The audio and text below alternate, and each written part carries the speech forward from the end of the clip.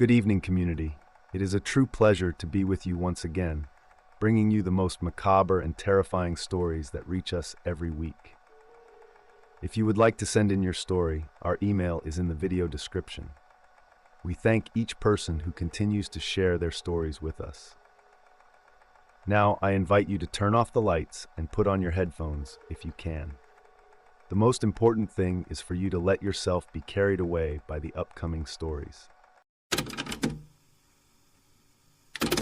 The air inside the psychiatric hospital was always unnaturally still, like the building was holding its breath. The nurse walked the same cold, tiled floors every night, her shoes echoing down endless, sterile hallways. But tonight, something felt different, off somehow. The kind of unease that gnawed at the back of your mind, whispering that you weren't alone. The hospital had its share of stories, tales exchanged in hushed voices between staff during breaks, when the lights seemed to flicker just a little too often. Some said the hospital was cursed, that it had seen too much suffering, too many minds broken. Others believed it was more than that. Something darker lived here, hiding in the quiet moments, watching. She had never believed the stories, at least not until tonight. As she passed by the rooms, patients stirred in their sleep, mumbling incoherent things, their faces twisted in strange expressions.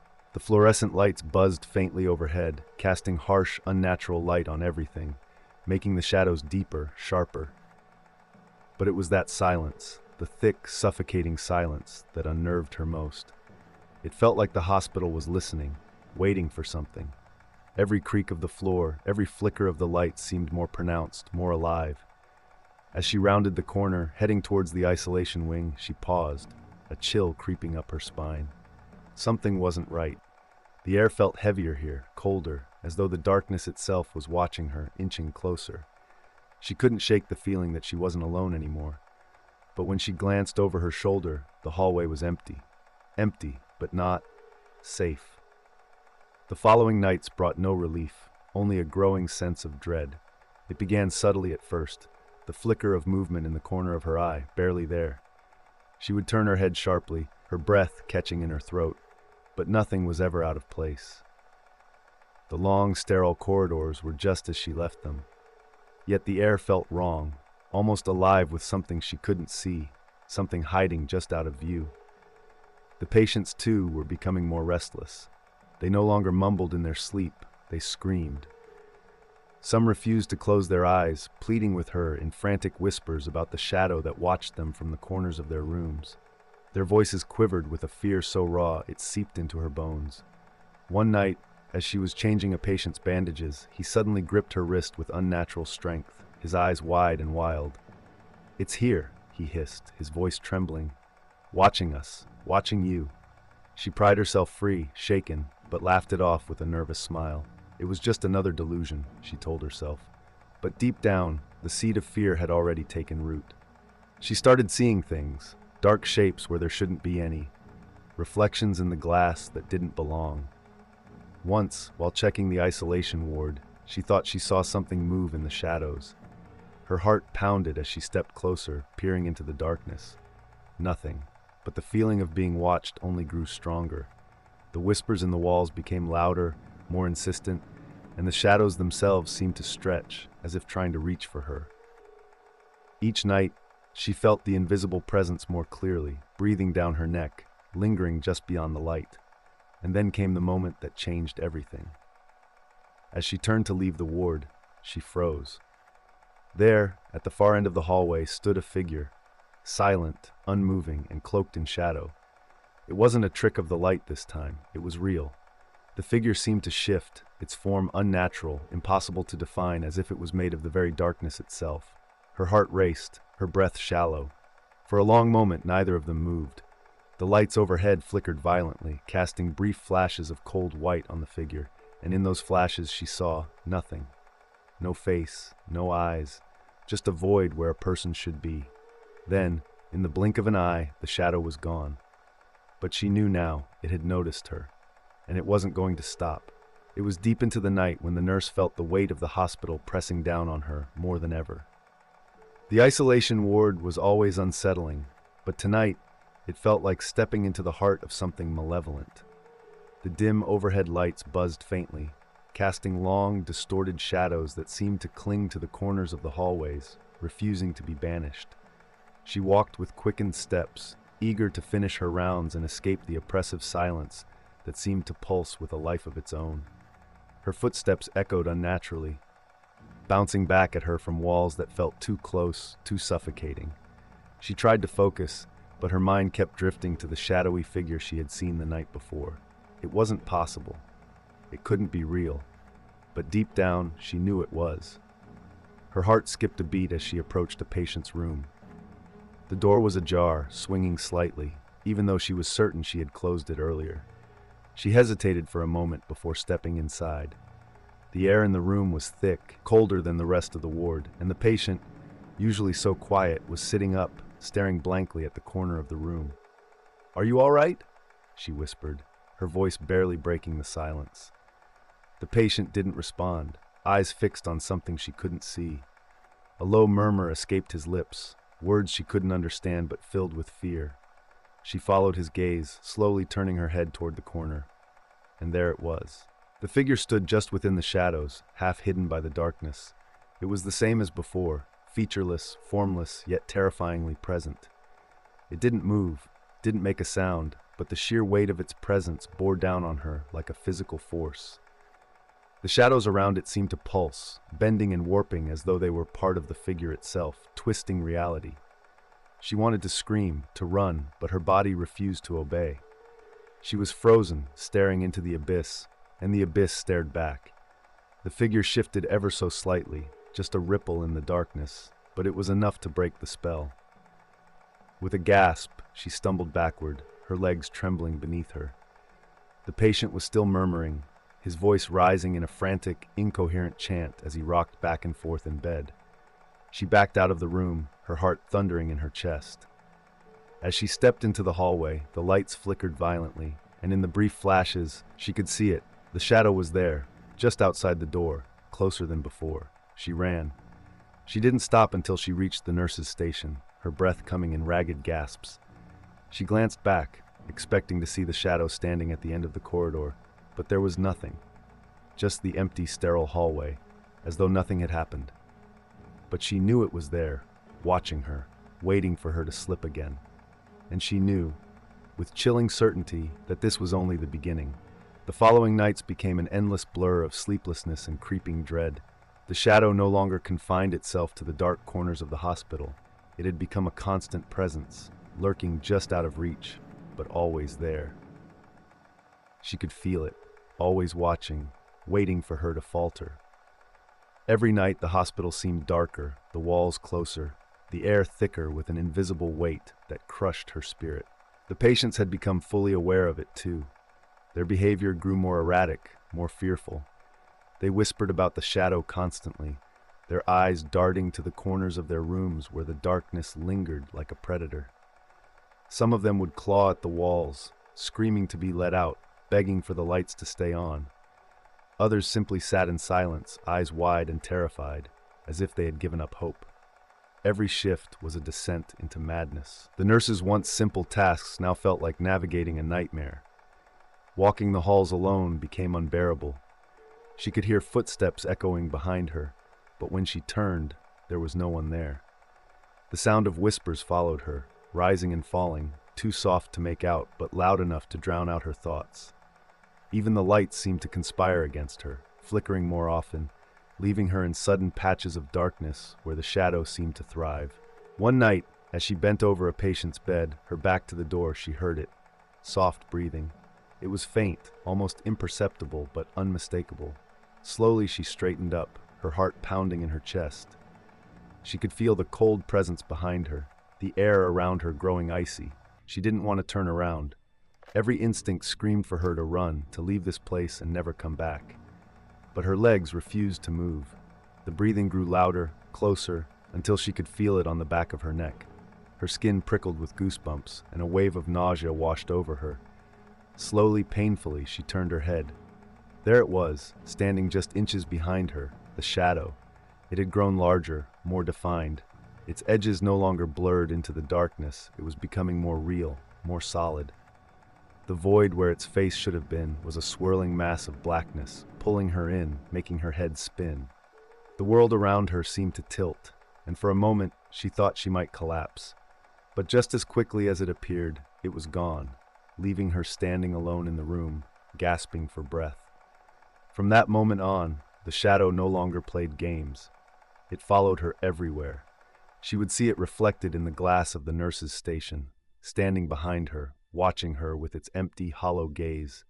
She would catch glimpses of it in the corners of rooms, standing just outside the circle of light, waiting for her to step too close. Even in her own home, she couldn't escape.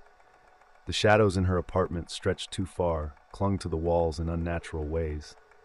She began sleeping with every light on, but it didn't matter. The shadow had already seeped into her life, into her very mind. The fear was eating away at her, turning every moment into a waking nightmare. She couldn't focus, couldn't think. Her body moved on autopilot, going through the motions of her job, but her mind was consumed with terror. She was spiraling, and the hospital felt like it was feeding off her fear, growing stronger, darker. One night, as she walked down the now familiar corridor to the isolation ward, she realized something horrifying. The shadow wasn't just following her. It was becoming part of her. She could feel its cold tendrils winding their way into her thoughts, wrapping around her heart, squeezing tighter every day. And it whispered to her now, in a voice so quiet she could barely hear it, but could feel deep in her bones. It wasn't just watching anymore. It wanted her.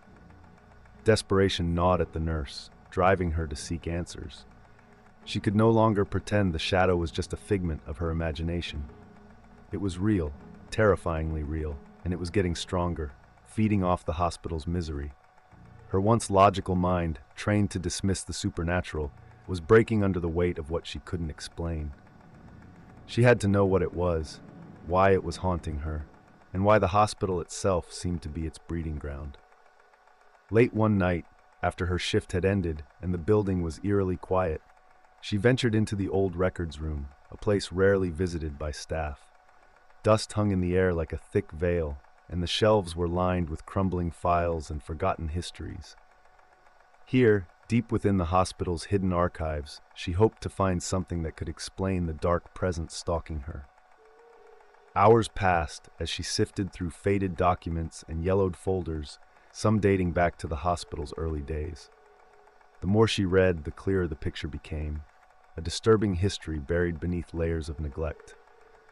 This wasn't just a psychiatric hospital, it was a place of horror disguised as treatment.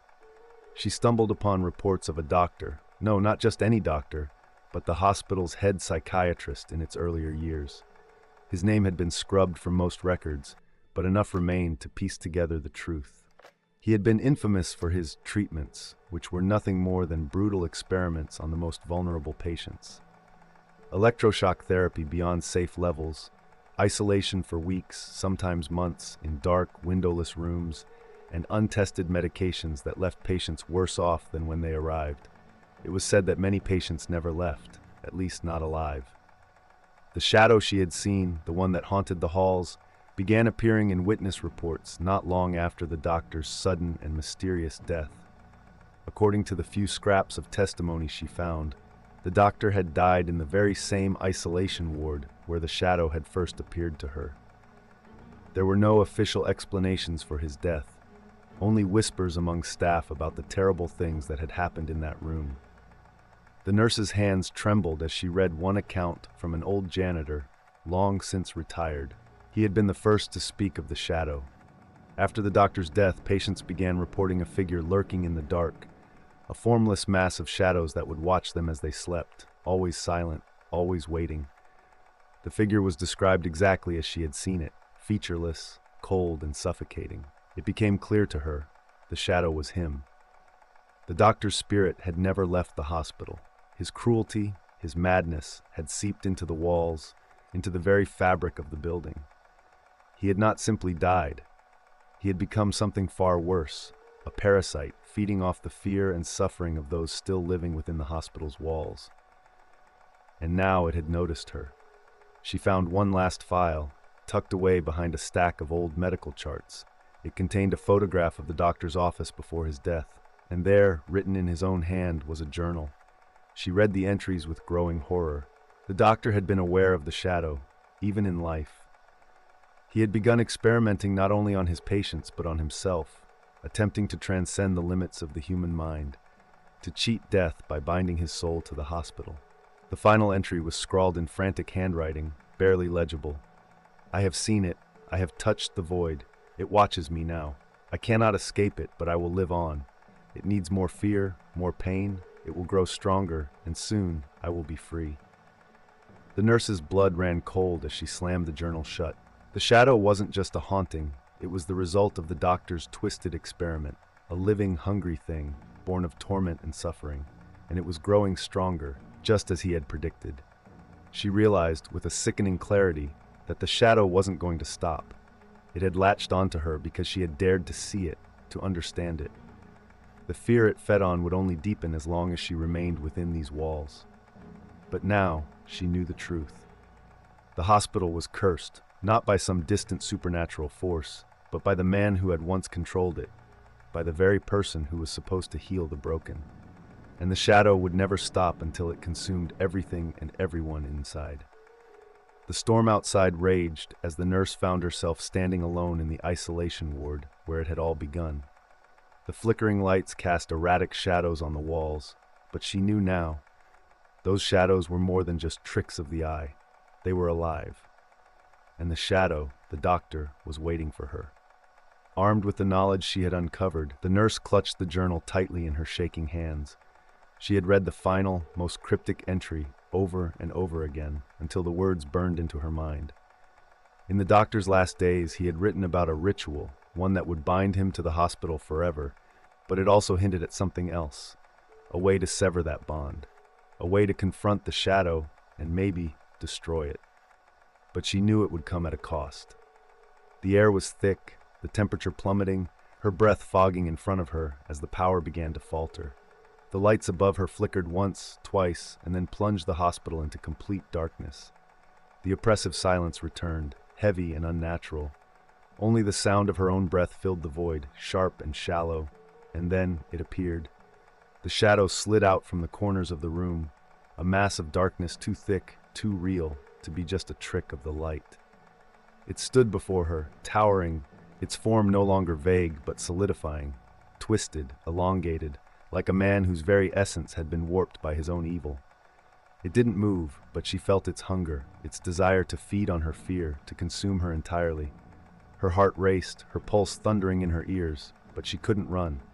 There was nowhere to go. She had brought herself here, knowing full well that this moment would come. She had to confront it. With trembling hands, she opened the journal to the final page and began reciting the words she had found scrawled there, an incantation in a language she could barely understand, one the doctor had written with the intent to summon power, but that, she hoped, would sever his twisted connection to the hospital. As the words left her lips, the shadow moved. It surged forward, faster than she could react, engulfing her in freezing darkness. It was like falling into an abyss, cold, suffocating, with no sense of up or down. The blackness pressed in on her from all sides, and she could feel the weight of its anger, its fury, as it wrapped around her. The whispering in her ears grew deafening, a chorus of voices, patients, victims, and the doctor himself, all merging into one overwhelming, malevolent presence. She couldn't breathe. The air was being pulled from her lungs, her vision narrowing to pinpoints of light. But she kept chanting, forcing the words out between gasps, her voice cracking under the pressure. She could feel the shadow trying to pull her deeper, trying to silence her. The ground beneath her feet seemed to vanish, and for a terrifying moment she felt herself falling into the very void the shadow had come from. But just as her consciousness began to slip, the words she spoke took on a life of their own. The darkness around her wavered, then recoiled, as though the incantation had burned it. With a howl that seemed to come from every direction at once, the shadow exploded outward, pulling back from her in a frenzy of writhing tendrils of darkness. It thrashed violently, lashing out at the walls, the floors, the very structure of the hospital itself. The lights overhead flickered back to life, dim and weak, but enough to illuminate the figure as it shrank and twisted in on itself. The nurse collapsed to her knees, gasping for air as the room shuddered around her. She could feel the shadow weakening, its power unraveling. But it wasn't over. Not yet. With the last of her strength, she grabbed the journal and stood, facing the dying figure of the shadow. She had to finish it. The shadow writhed in the middle of the room, a dark mass struggling to hold itself together, but she could still feel the doctor's presence within it, stubborn, malevolent, refusing to let go. "For all the lives you destroyed," she whispered, her voice raw and broken, "this ends now."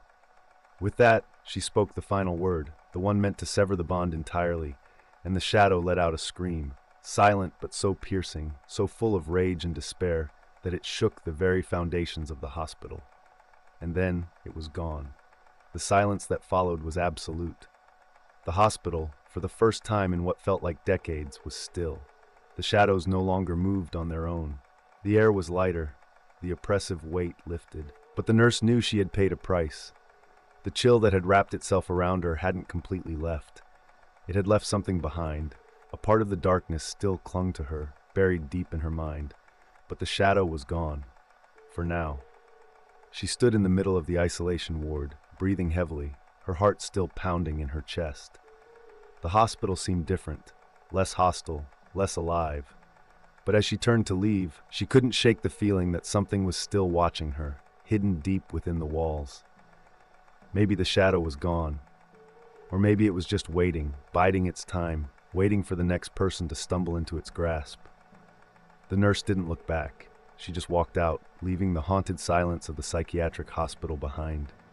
But she knew, some things never truly die. The storm had passed, but the nurse felt no relief as she stepped out into the cold, early morning air. The psychiatric hospital loomed behind her, dark and silent, its windows like empty eyes staring out into the world. For a moment she stood there, her breath misting in the dawn, wondering if she would ever truly be free of what had happened inside. The shadow was gone, or so it seemed. The weight of its presence had lifted from the hospital, and the patients, though still deeply disturbed, no longer spoke of the dark figure that watched them from the corners of their rooms. The silence now was just silence, not the oppressive, lurking kind that had once haunted every hallway. But the nurse knew better than to trust it. As she made her way home, exhaustion washed over her, but sleep wouldn't come. Even in her own bed, with every light still burning bright, she felt it, that faint, cold touch of something lingering just beneath the surface of her mind. The shadow had been banished, but the experience had left a mark, something that ran deeper than she could explain. Days passed, then weeks, and she tried to return to her routine. She tried to forget the isolation ward, the shadow's suffocating presence, and the horror she had uncovered about the hospital's past. But no matter where she went, no matter how bright the day, a small part of her could still feel it. The lingering dread, like a distant echo that refused to fade completely. There were moments, late at night, when the shadows in her apartment seemed to stretch just a little too far, when the darkness felt too thick. She would catch herself glancing over her shoulder, expecting to see that familiar formless figure standing just out of reach. It never appeared, but the fear never fully left. She had confronted the shadow and won, but she knew, deep down, that you never truly leave a place like the hospital. Its walls, its history, had soaked into her bones, and though the shadow might be gone, the memory of it was etched into her soul. And sometimes, when she walked past the hospital on her way to work, she could still feel it watching her. The building, its darkened windows reflecting nothing but her own distorted image, seemed to breathe, as though it was waiting for her to return, waiting for the next nurse to slip into its cold, unforgiving grip. She would never go back. But the hospital would remain, standing silent and still, holding its secrets close. And somewhere in its dark corners, she knew, the shadow was waiting, patient, eternal, and always hungry. Some things she had learned never truly end. The wind was gentle at first, barely noticeable as it swept through the towering trees, whispering softly like a secret carried on the air. The forest stretched endlessly in every direction, its ancient branches reaching toward the sky as if to cage the sun, now dipping below the horizon. A father and his son walked through the underbrush, their boots crunching the dry leaves beneath them. They had planned this trip for months, a chance to escape, to breathe fresh air and leave the world behind for a while. But as the sky darkened, there was something else in the air, an unease that neither of them could shake. The father, though determined to hide it, felt it first. A pressure, a weight that pressed down on his chest as the wind picked up. The boy, younger and more sensitive, seemed to notice it too. He kept close to his father's side, his small hands gripping the straps of his backpack as though holding on for dear life. Thunder rumbled in the distance, faint but growing louder with each passing minute.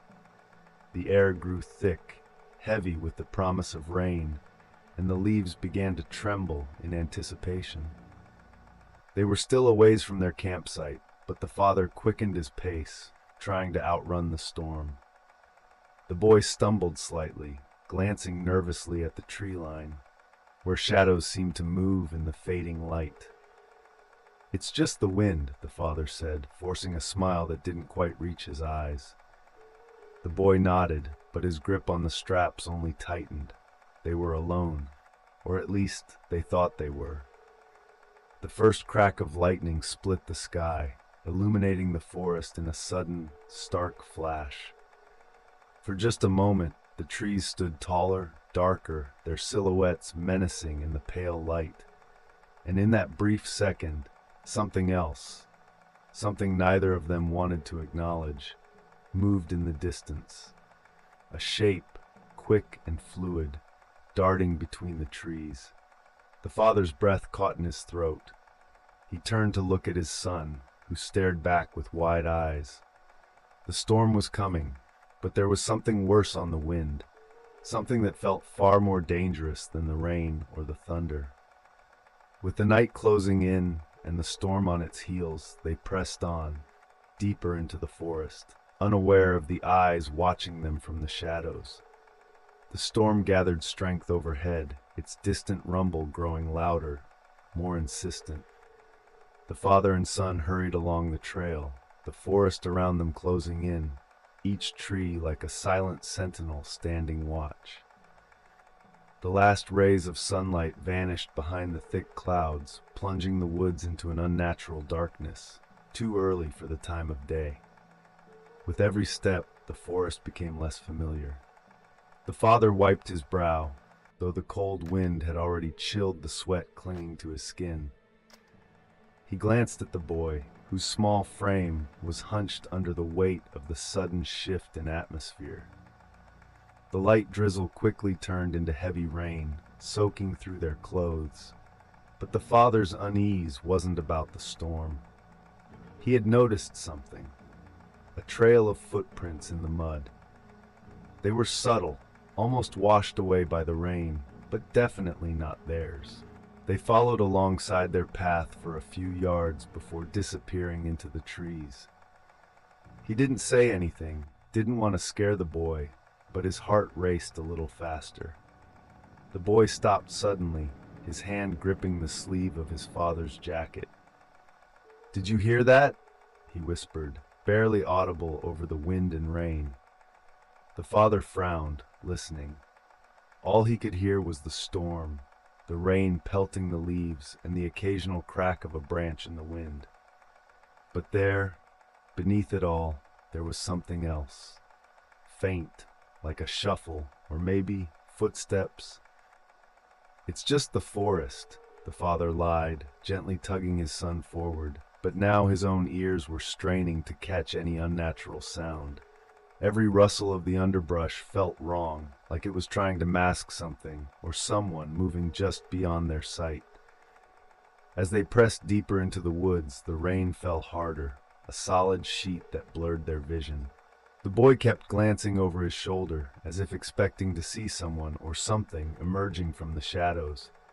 The father kept his pace steady, forcing himself not to look back. Then came the first flash of lightning. It lit up the forest in a brilliant, blinding strike, and for a brief moment, everything was clear. The trees, the bushes, the soaked ground, and there, just at the edge of the light, a figure, standing still, watching. It was gone before the thunder cracked. The boy's hand trembled in his father's grip, his breath coming out in quick, shallow gasps. The father didn't need to ask. He'd seen it too. Something or someone was out there, following them. Panic flared in his chest, but he swallowed it down.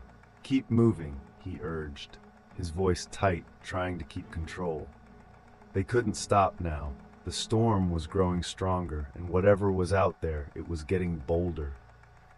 With every crack of thunder, the father couldn't help but wonder if the next flash of lightning would reveal the figure standing closer, the space between them shrinking with every step. Night had fully descended by the time they found the cabin. It sat half hidden among the trees, its wooden walls gray with age and moss clinging to the damp planks. The roof sagged, and the windows were little more than gaping holes, long since abandoned to the elements. But in the relentless downpour, it was their only option. The father hesitated, standing just outside the door. Something about the place felt wrong, as though it had been left to rot for a reason. But the rain was pouring in sheets now, soaking them to the bone, and the forest behind them felt alive, shifting and watching with every gust of wind. "Let's get inside," he said, his voice firm but shaky. He didn't want his son to hear the doubt creeping in. The inside of the cabin was worse. The air was thick, damp, and smelled of decay. The wooden floor creaked under their weight, and the walls seemed to close in, pressing down on them. The boy stayed close, his eyes wide, darting to every dark corner as though something might leap out at them from the shadows. "It's just for tonight," the father reassured him, though the words sounded hollow even to him. The storm raged outside, but inside the silence was oppressive, heavy with an unsettling presence that neither of them could name. The boy sat near the back of the room, huddled in his jacket, when he heard it, a whisper. Soft at first, barely a breath, but unmistakable. It called his name, faint and distant, as though carried on a breeze that didn't exist. He froze, his eyes wide as he scanned the room. "Did you hear that?" he asked, his voice a thin thread of sound. The father turned sharply, his face pale, but he shook his head. "It's just the wind," he said again, though this time even he didn't believe it. The walls seemed to hum, vibrating slightly as if something was pressing against them from the outside, or from the inside. Another whisper. This time louder, closer. The father clenched his fists, trying to push back the rising fear. He stood and moved to check the door, making sure it was secure, though deep down he knew that wouldn't matter. Whatever was out there, it wasn't something a locked door could keep out. The rain hammered on the roof, the wind howling as the storm reached its peak. But in the silence between the gusts, they both heard it, a soft scratching like claws on wood, just outside the cabin's walls. It circled, slow and deliberate, as if it knew exactly where they were. The boy backed up against the far wall, his breath quickening. His father shot him a look, trying to keep calm, but his heart was pounding in his chest. They weren't alone. The whispers grew louder, overlapping now. A dozen voices calling softly, taunting them. Then came a sudden knock.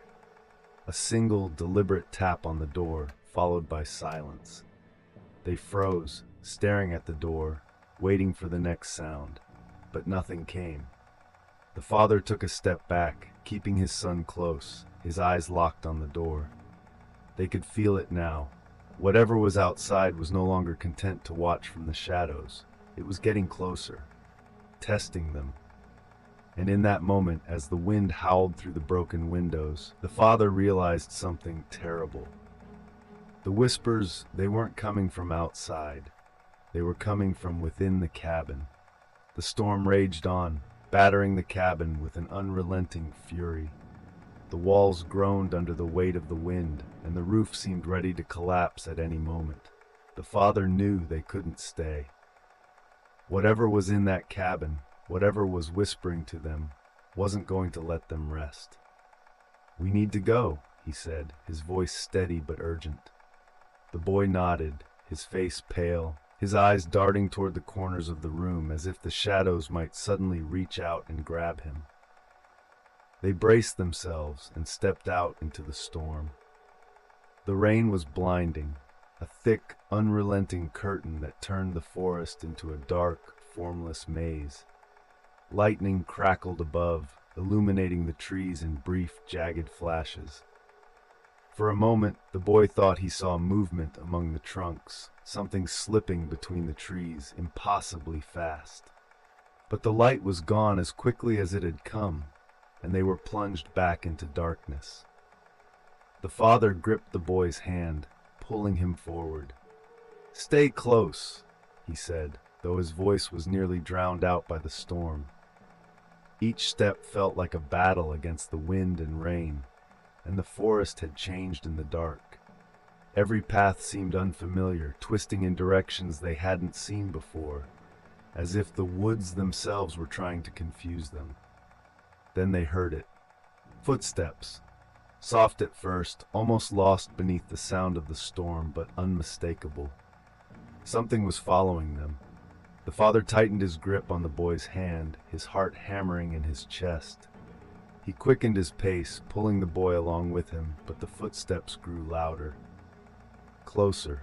They ran. Branches whipped at their faces, the mud pulling at their feet, but they didn't stop.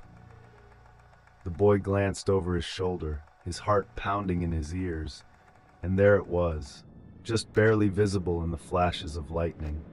A figure, tall and impossibly still, standing among the trees. Its face, if it had one, was hidden in shadow, its form barely distinguishable from the darkness around it.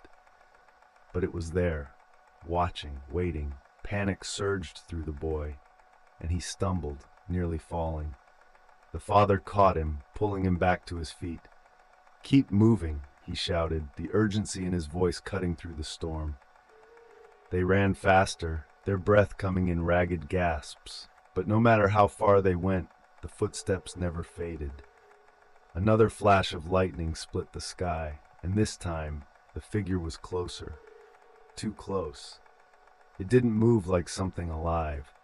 Its shape flickered and blurred, like a shadow cast by firelight, stretching and twisting as it advanced. The father's mind raced, trying to make sense of it, but there was no time. They had to keep running. The storm only grew stronger, the wind howling through the trees, drowning out everything but the footsteps, relentless and steady. The boy's legs were shaking, exhaustion pulling at him, but he forced himself to keep going, his father's hand pulling him forward. And then, without warning, the forest opened up.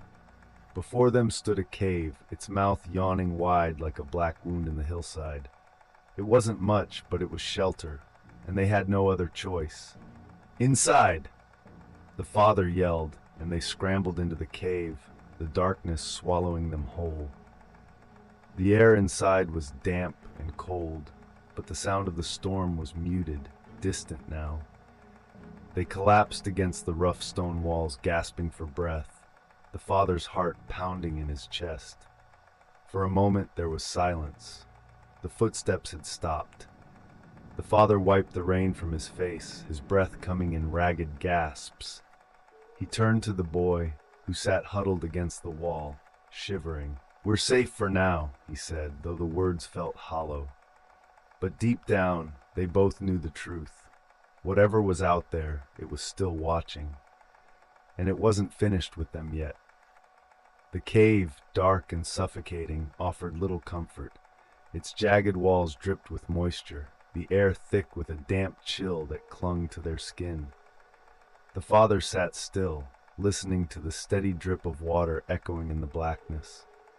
For a moment, they could pretend they were safe, that the storm outside had buried the footsteps in rain, drowning whatever stalked them in the chaos. But the silence inside the cave was too perfect, too still. The father could feel it, an unseen presence, pressing in from all sides, watching them even now. The boy sat huddled in a corner, his knees drawn to his chest, shivering from both the cold and the fear. His wide eyes darted around the cave, trying to pierce the darkness, but there was nothing. Only shadows. Only silence. The father put a hand on his son's shoulder, trying to comfort him, but his own hands were shaking. His mind raced, replaying the night's events. The whispers, the figure in the woods, the relentless footsteps. Whatever had been following them wasn't an animal. It wasn't human. It was something else. Something that seemed to thrive in the dark, feeding off their fear. Suddenly the boy's head snapped up. "Do you hear that?" he whispered, his voice barely audible. The father froze, straining to listen. At first there was only the sound of the rain outside, distant now, muffled by the stone walls of the cave. But then, faint and rhythmic, came a sound that made his blood run cold. Wet footsteps, slow, deliberate, echoing off the stone. They were coming from the cave's entrance. The father's breath caught in his throat. He stood up slowly, his eyes locked on the cave mouth, but the darkness was too thick to see anything. His pulse quickened, panic clawing at the edges of his mind. They were trapped. The footsteps grew louder, the sound of something dragging through the mud and water, slithering closer. Whatever it was just outside. "Stay here," the father whispered, though his voice shook. He moved toward the entrance, his eyes desperately searching the darkness, but his legs felt heavy, weighed down by the suffocating fear. He could feel the boy's terrified gaze on his back, but he didn't look back. He couldn't let his son see the fear in his eyes. As he approached the mouth of the cave, he could hear it more clearly now, the labored breathing, raspy and uneven, like something struggling to draw air into lungs that didn't quite work. It was close. Too close. The father's heart pounded in his chest as he crouched low, trying to peer out into the storm. Lightning flashed briefly, illuminating the world outside. And for just a moment, he saw it. A figure standing at the cave's entrance, barely more than a silhouette, its shape twisted and wrong, like a shadow cast by something not quite human. Then the light was gone, plunging the cave back into darkness.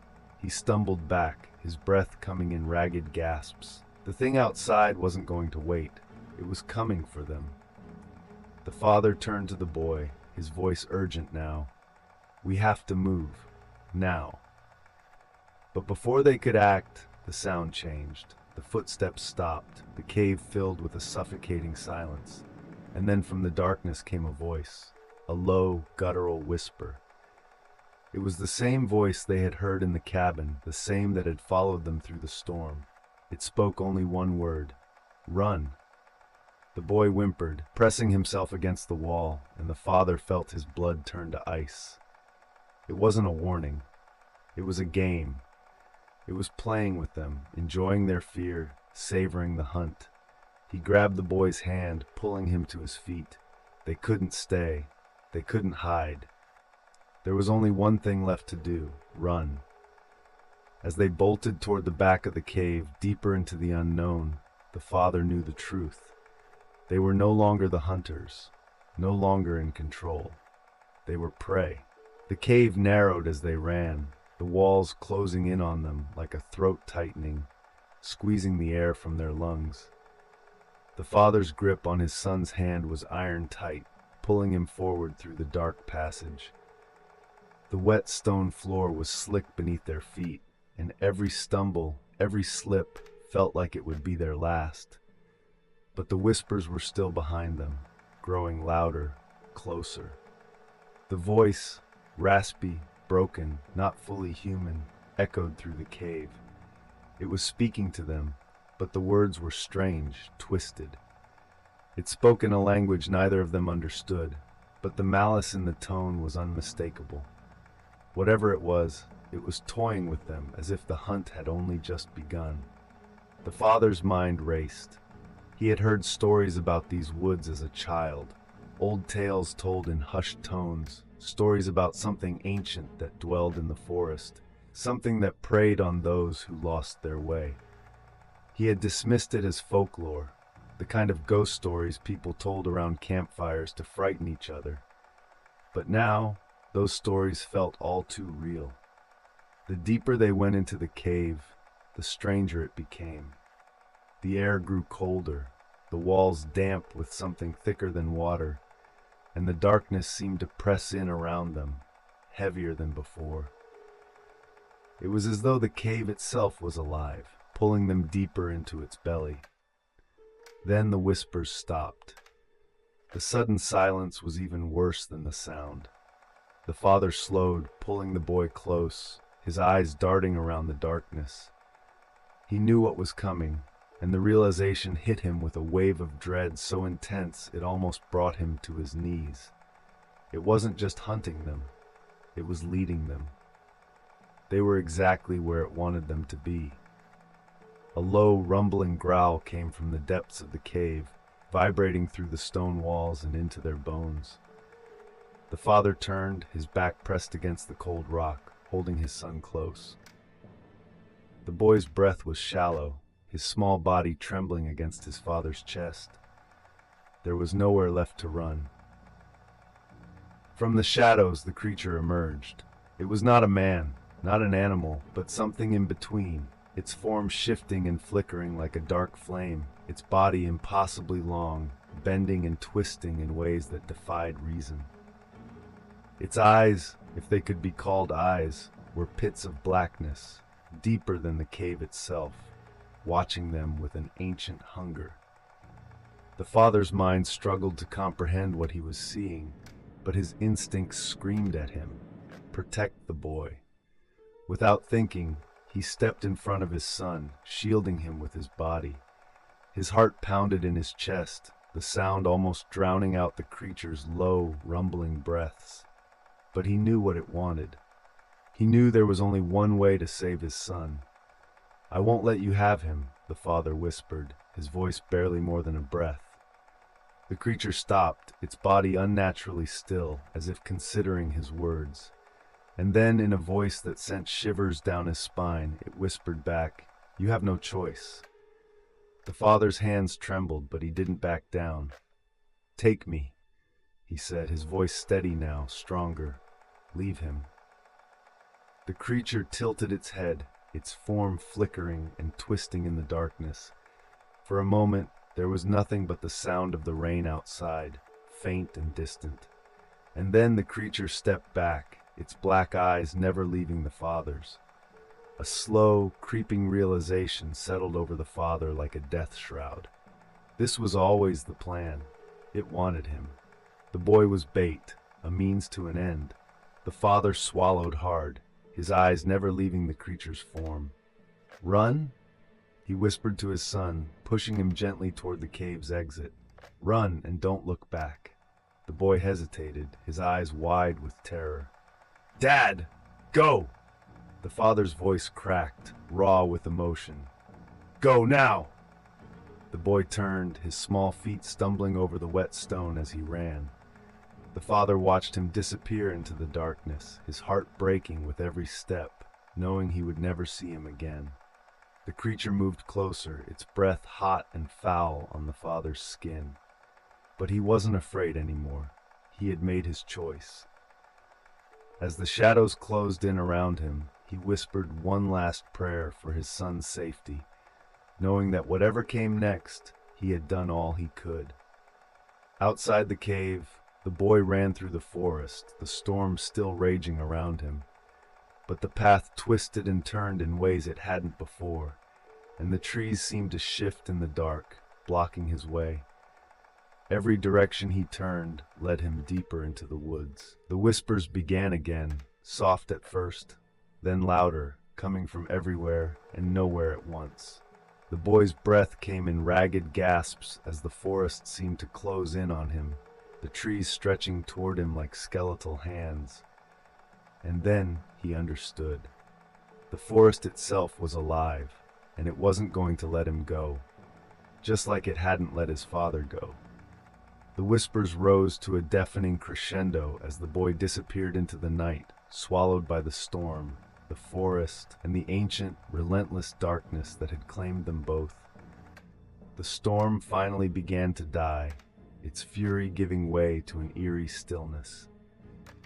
The rain slowed to a drizzle, the wind barely a whisper as dawn crept over the horizon. The forest, soaked and heavy, lay quiet, as though it had never been disturbed.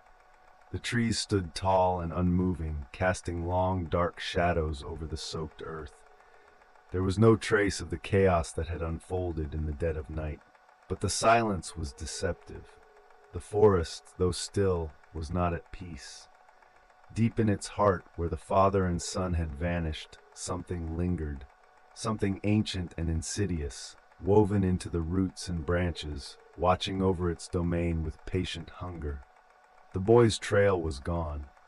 The mud had washed away any footprints, and the cave, once their final refuge, stood hidden again, a part of the forest's endless maze. Only the faint echo of whispers remained, carried by the breeze, too soft to be fully heard, but unmistakable to anyone who dared listen closely enough. In the distance, a search party called out. Men and women, their voices tinged with desperation, combed through the forest in the early light, calling the names of those who would never answer. They followed the paths the father and son had once taken, their boots sinking into the same mud, their eyes scanning the same dark corners.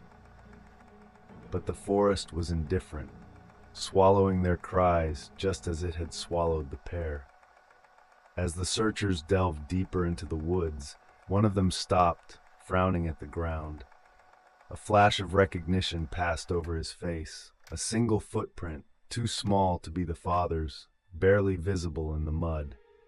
He knelt, running his fingers over the faint outline, his heart quickening. For a brief moment, he felt hope.